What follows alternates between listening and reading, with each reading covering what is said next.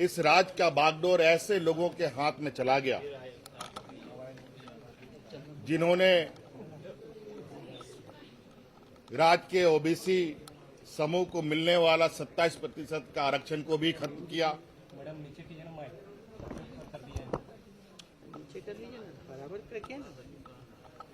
स्थानीय नौजवानों के भविष्य के साथ योजनाबद्ध तरीके से खिलवाड़ हुआ।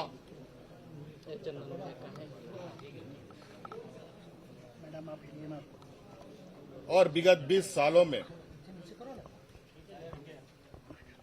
इस राज्य के जनमानस के ऊपर जो अत्याचार हुआ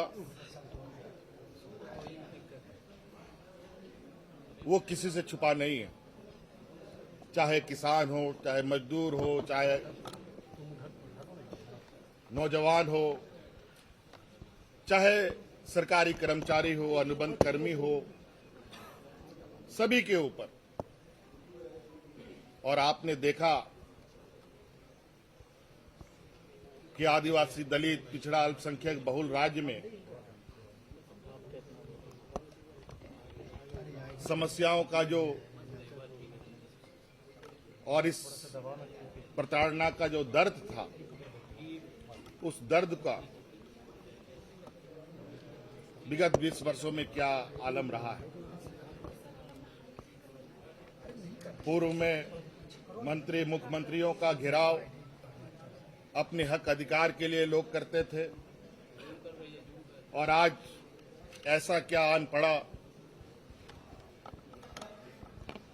कि राज्य के मंत्री, विधायक, मुख्यमंत्री का घेराव फूल, माला और गुलाल और बधाई देने के लिए हो रहा है। ऐसा मंजर आपने नहीं देखा होगा। सरकार के महत्वपूर्ण निर्णय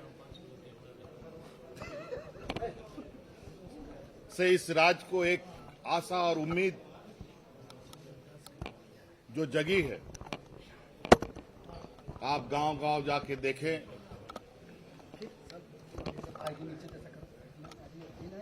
एक उत्साह और एक खुशी का माहौल है। वहीं हमारे विपक्ष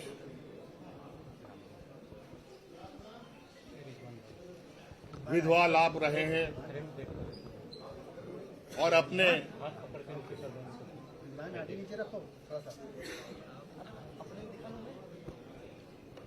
षड्यंत्र को अनेक एजेंसी, केंद्रीय एजेंसी, संवैधानिक संस्थाओं के माध्यम से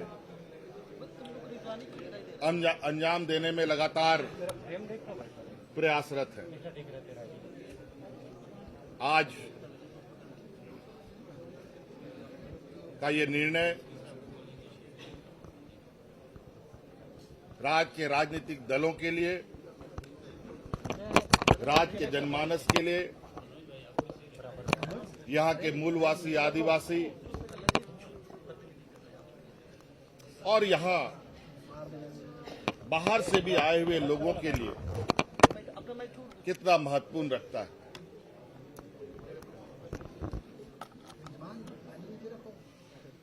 हर राज्य में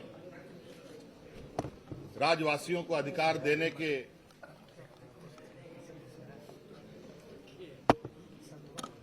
नियम, कानून बनाए जाते हैं और प्रवासी लोगों को भी, जो दूसरे राज्यों से यहां आकर बसते हैं, गुजर बसर करते हैं, उनके संरक्षण के लिए भी काम करती है। आज सरकार विशुद्ध रूप से लगभग साल भर ही ठीक से काम कर पाई है। 2 साल कोरोना को हम लोगों ने झेला, अभी काम कर ही रहे थे, सुखाड़ की स्थिति राज्य पे आ गई। ऐसे स्थिति में सारी चुनौतियों को झेलते हुए ये सरकार जन कल्याण, चहुमुखी विकास पर निरंतर प्रयासरत है। हमारी सरकार, हमारे गठबंधन कांग्रेस, आरजेडी, जेएमएम के लोग ने पूरी मजबूती के साथ विपक्ष के हर चुनौतियों का सामना किया है। एन केन प्रकार सरकार बनने के बाद सरकार गिराने का, विधायकों को दिग्भ्रमित करने का, खरीद फरोख्त करने का, सरकारी एजेंसियों के द्वारा डरा धमकाने का प्रयास निरंतर जारी है। लाख कुछ वो कर ले, सरकार की कदमें ना रुकी है, ना रुकेगी और जनहित में कार्य करते रहेगी। ईडी को लेकर क्या कहेंगे? ईडी का जो छापा बार बार हो रहा है सर।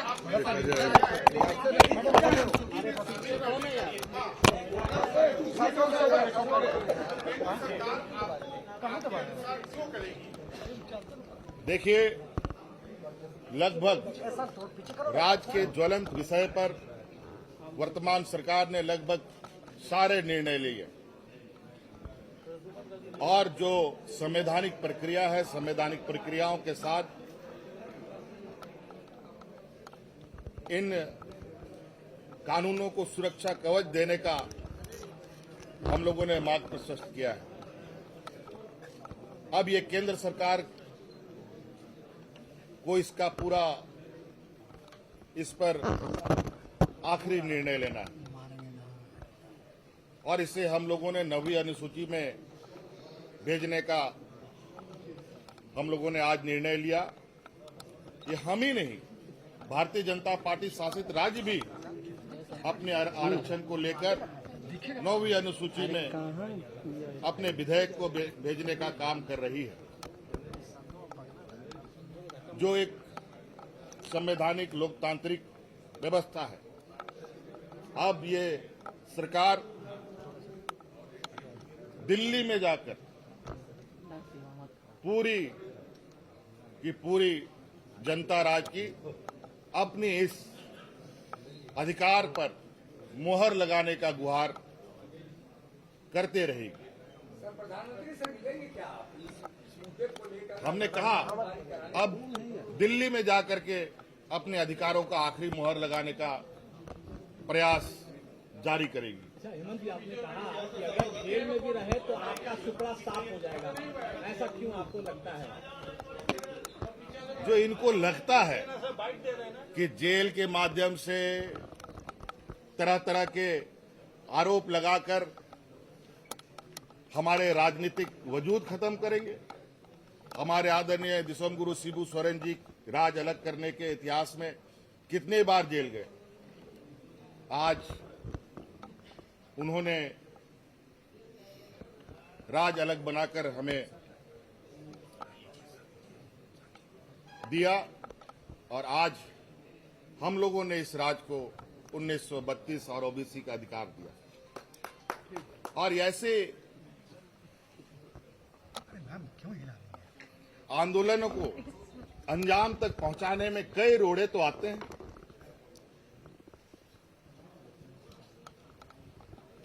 लेकिन ये रोड़ा मौजूदा रोड़ा भारतीय जनता पार्टी के द्वारा उत्पन्न किया गया रोड़ा है। इससे ना हमारी छवि खराब हो सकती है, ना हमारी राजनीतिक ताकत कम हो सकती है, बल्कि सरकार और मजबूती से आने वाला समय में अभी कितने की हम लोगों का समर्थन, हम लोग का विधायक 52 की संख्या है। अगली बार हम लोग 75 की संख्या में रहेंगे, चिंता मत कीजिए। वो आपको क्यों बताए, अब हम उनसे बात करेंगे, मिल जाएगा। आपने जिस तरह से अब विरोधियों को एक तरह से कहें तो बार बार सदन में भी सवालों के घेरे में लाया है, और जिस तरह से आप कह रहे थे कि पहले भी आपने लाया, तो आपको क्या लग रहा है कि ये लोग बार बार क्यों कह रहे हैं आपको कि आप जो लेकर आ रहे हैं वो कोर्ट में चला जाएगा? क्यों ऐसा? देखिए, ये इन लोगों का एन केन प्रकार शुरू से रहा है कि यहाँ के नौजवानों को आगे ना बढ़ने दिया जाए। आज यहाँ के नौजवान बीपीएल परिवार, आंगनबाड़ी सेविका, सहायिका के बच्चे यहाँ का बीडीओ, सीओ, कलेक्टर बन रहा है जी। पहले कभी आप लोगों ने सुना? पहले कभी सुना? ऐसी परिस्थिति कैसी आ गई? तो जनता देख रही है, और लोकतंत्र में जनता का भी एक अदालत है जो 5 साल में एक बार लगता है, और उसकी मार का जख्म नहीं दिखता, सिर्फ परिणाम दिख जाता है। इस बार इसीलिए आपने 75 फिक्स कर दिया अगले बार के लिए 75। अब ये बात यूं ही थोड़ी बोली गई है। एक गुजरात को लेके भी आपने संकेत दिया, वहां चुनाव होना, और कहा कि वहां के आदिवासी समुदाय के लोग इनको सबक सिखाने का काम करें। बिल्कुल बिल्कुल बिल्कुल, ये आदिवासी, दलित, पिछड़ा विरोधी लोग हैं।